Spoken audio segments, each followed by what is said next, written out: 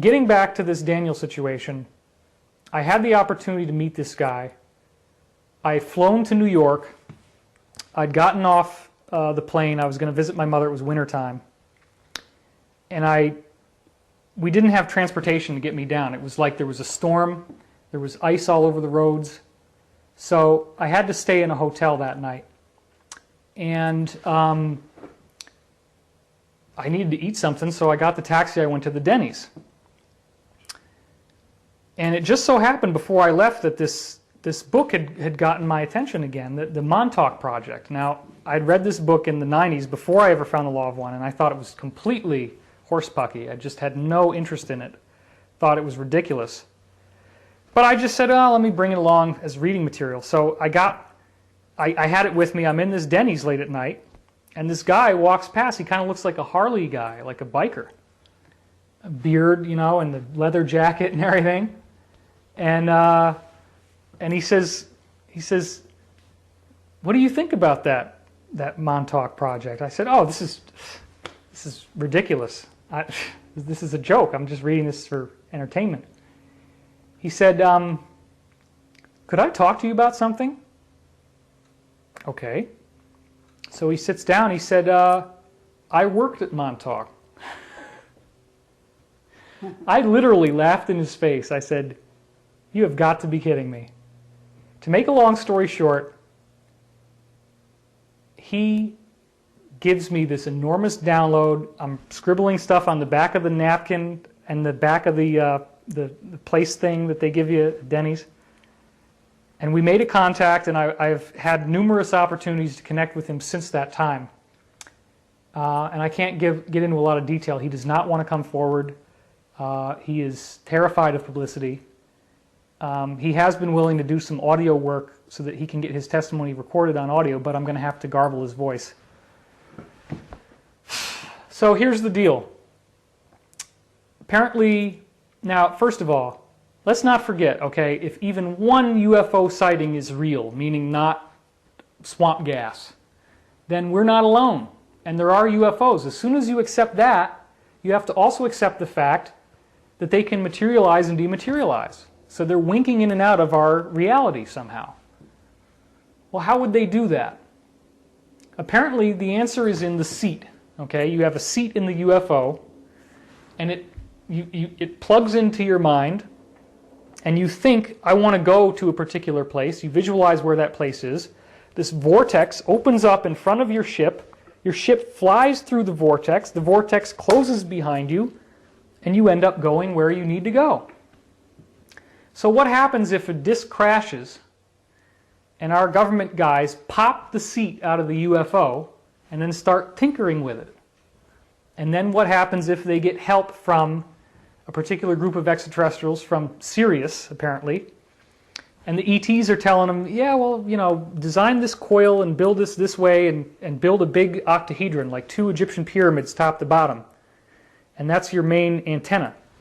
So, to make a long story short, it took a number of years, but there were a series of progressive steps that led to the ability to bring this chair online so that it was fully functional in its intended purpose.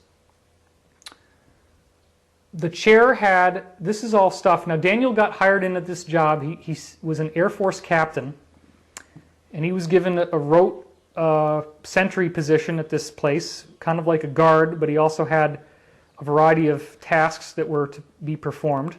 He did not know what was going on. But what happened in the early days was he was in the cafeteria eating his lunch or whatever, and you'd see over in the corner of the room, it would start to burble like a mirage. And then you'd see something that shouldn't be there, like you might see through the wall into the other room. Or you might see a field with green grass or something. And sometimes it would be up near the ceiling, and you know, sometimes it would be in the floor. So it turns out that everybody talked to the janitor. The janitor had somehow gained everybody's confidence. So he started having these meetings with the janitor. The janitor started to tell him what was going on. Now gradually over time, he apparently was indoctrinated and got fully knowledgeable about what was going on. This was an abandoned military base at the far out point of Long Island called Montauk. He did say that the first book in the Montauk Project series was authentic, that pretty much everything in the book is true. He then went on to say that every book since then has been increasingly distorted and not truthful. He knew Al Bielek, he knew Preston Nichols, he knew Duncan Cameron, he knew Stuart Swerdlow, all these guys were there. Duncan ran the chair the best. Duncan was the guy that could run the chair. He had some experience working with the chair. He said that they originally tried to build one reverse engineered, and then that didn't work. They eventually had to go back to the original design, use the actual real chair, not a one that they'd rebuilt. There was something about these Helmholtz coils that had to be altered. So basically what happens is you're in the chair. There's 22, I think he said 22, basic wavelengths that the chair creates that are like your mind waves, your brain waves. And from these 22 wavelengths, all other waves come from your mind.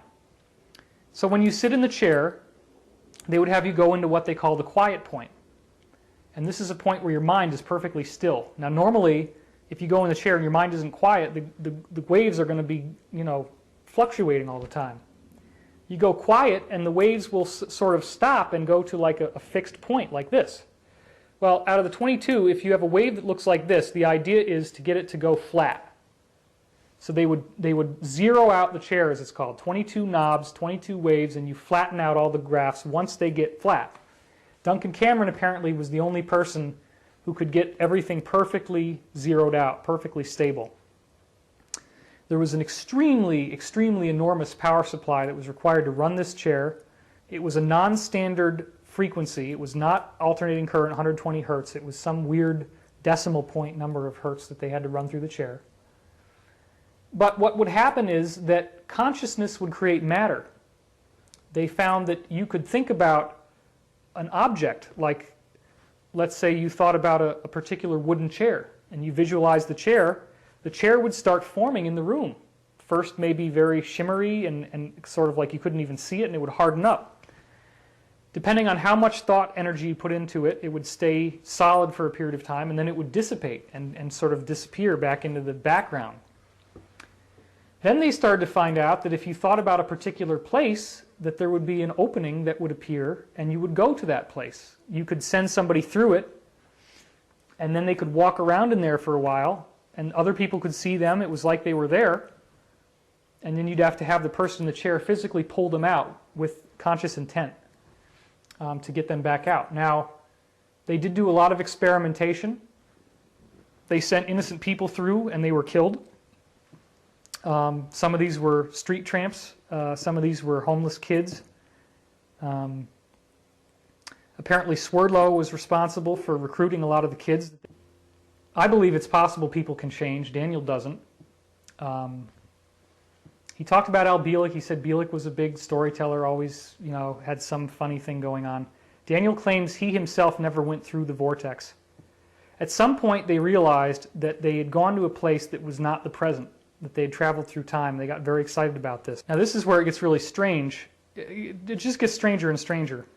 Supposedly, we have a body that they call the transient body, and then we have a physical body. The transient body is what New Agers would call the astral body. At the point that you're first conceived is called your zero-time reference, or ZTR. That moment is where you have contact with this place called zero time. Now, the physics model goes like this. If you can imagine space-time like a sheet, everything above the sheet is the world that we inhabit, the reality that we inhabit. Everything below the sheet is this three-dimensional reality that's kind of like where antimatter is. It's like the astral plane, mirror image of where we are now. As you accelerate through space, you start curving space. And eventually it curves around in on itself like a donut. And that's a torus. It's called a torus. If you keep on going, the torus unrolls. Now, because of what I've told you with this sheet thing, you got time in here, space in here. Time is three-dimensional, space is three-dimensional up here. As the sheet curls in, you get time on the inside of the donut. But then as you keep going, the donut unrolls in the other direction. and the time that was down here unrolls and becomes your space. So you're now in a three-dimensional world you can walk around in, you can inhabit, but it's out of phase with our reality, and people in this reality wouldn't see you. You disappear. So this is apparently what was done inadvertently with the Philadelphia experiment. The Philadelphia experiment started with tests that were done on very, very high intensity welding, arc welding of naval vessels. And they had these enormous pieces of steel that they're welding together.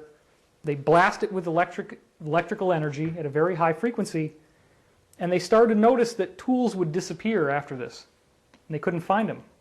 They finally filmed it, and they found that when they blasted this arc welding thing, that there would be this big black hole that would appear in the room. And they discovered that, in fact, it was dematerializing objects and that they wouldn't come back. So this is what led them to do increasing amounts of research, discovering that electrical energy is one way that you can sort of pop this hole between space-time and time-space and get through to this realm down here. Well, they tried to send a ship of sailors through. And unfortunately, apparently there was an inconsistency in the hull. The ship's hull was kind of used like an antenna to allow this energy to form around the ship properly. They put coils on the ship, and there were coils offshore. The ship apparently got caught up in this energy flow. It manifested up in Philadelphia, hence the Philadelphia experiment. It was originally in the Norfolk Naval Shipyard, and then it popped back to the shipyard. The sailors, some of them were actually embedded in the hull. Some of them burst into flames, some of them would appear and disappear because they were here, but if you get energetically tuned to this, then you can flip-flop between the two halves of the torus, so to speak. And the matter in their bodies would do that. So Tesla in the 1920s built something that would stabilize your ZTR, as it's called, your zero-time reference. And let me explain what that means. Here is space-time, here is time-space. In the middle is zero time. You're not in space, you're not in time. When you go in there, apparently it looks kind of gray. And in zero time,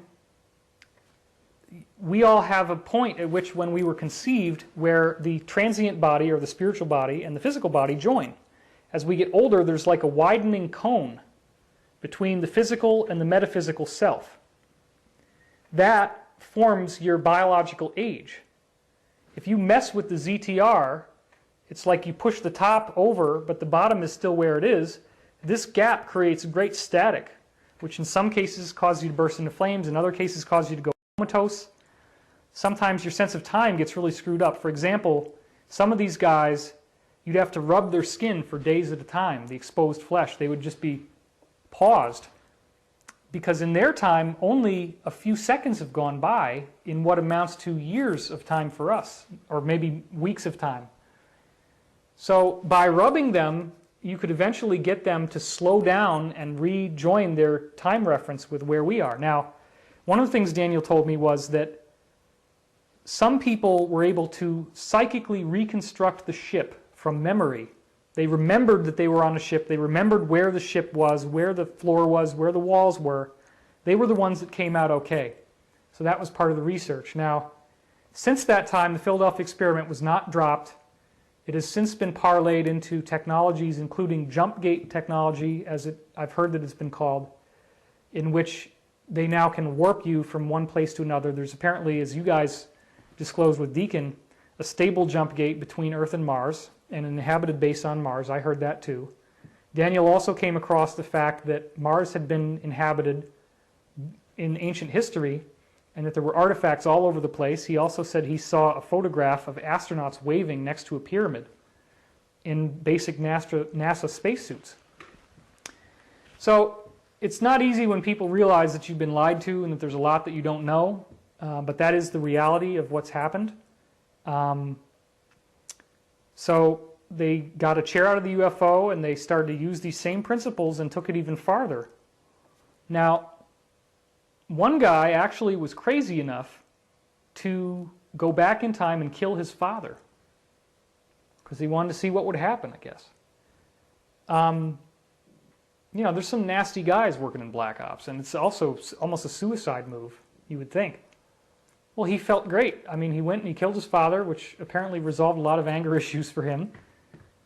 And he came back, I'm fine, yeah, everything's fine. The next day, or a couple days later, he stepped out on traffic, got hit by a car, and was instantly killed. So from that, they came to the conclusion that time is like a living fabric that repairs the tears that are made. It repairs the rips that are made as much as it can. The most interesting thing that Daniel ever told me was, of course, well, first of all, before we get to that, your ZTR determines your absolute biological age. So apparently, if you travel into the future and your ZTR says you were born in 1956, let's say, you travel into the future 10 years, 15 years down the road, in a matter of a couple hours, your body becomes 10 or 15 years older. When you travel back in time, you revert back to the age you were when you left in a relatively short time. Now, this is very anomalous, suggests a very multidimensional component to the biological aging. So they had to find a way to shift the ZTR in order to send somebody through, and Daniel believes they had, but he did not have access to that information.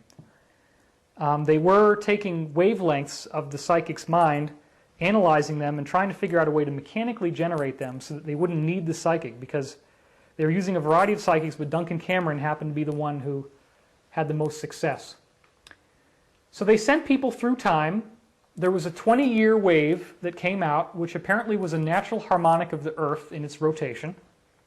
And you could plot on the wave very precisely what time somebody was in by how far the wave went. If the wave got to here and then stopped, they could calculate, okay, well, that's 1996, January 15th, or whatever. The wave keeps going. Well, this is what really drove these guys crazy, is that there was a certain point, they were sending people into the future. There was a certain point on that 20-year wave as they're traveling along through a time tunnel in which all the waves, 100-some plus waves from the chair, and that was just the number that they had analyzed. There were hundreds more that they weren't even looking at. The amount of cables coming out of the chair was in this 2-inch by 3-inch thick box coming out. Huge amount of data. All the graphs would go flatline for like 5 or 6 seconds and then come back online. But during that time, you couldn't see anything. The graphs were gone. Well, then they asked the people, what happened to you during this time? And they said, it's the most fantastic thing I've ever experienced in my whole life. It was like I'm one with the galaxy. I could be a star, I could be a planet, I could zoom in on a planet. I had access to all knowledge there ever was to know. I could be a subatomic particle, I could be an atom, a molecule. I could fly anywhere, do anything, know anything, be anything, and it seems like there's no time, it just goes on eternally. It's absolute ecstasy. It's the most wonderful thing I've ever experienced in my whole life, and you do not want to leave. When you first hit it, it's like hitting a really intense bump, like you slam into something. So they called it the bump, or the discontinuity.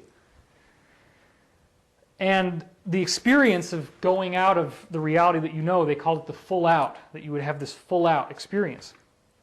So then all the graphs went silent, drove these guys crazy because they wanted to be able to replay that part and analyze the waves, but they couldn't. So then they're looking at the timeline, and they look at this 20-year wave, and they find out exactly how far it went right up until everything goes flat, and it was December 21st, 2012.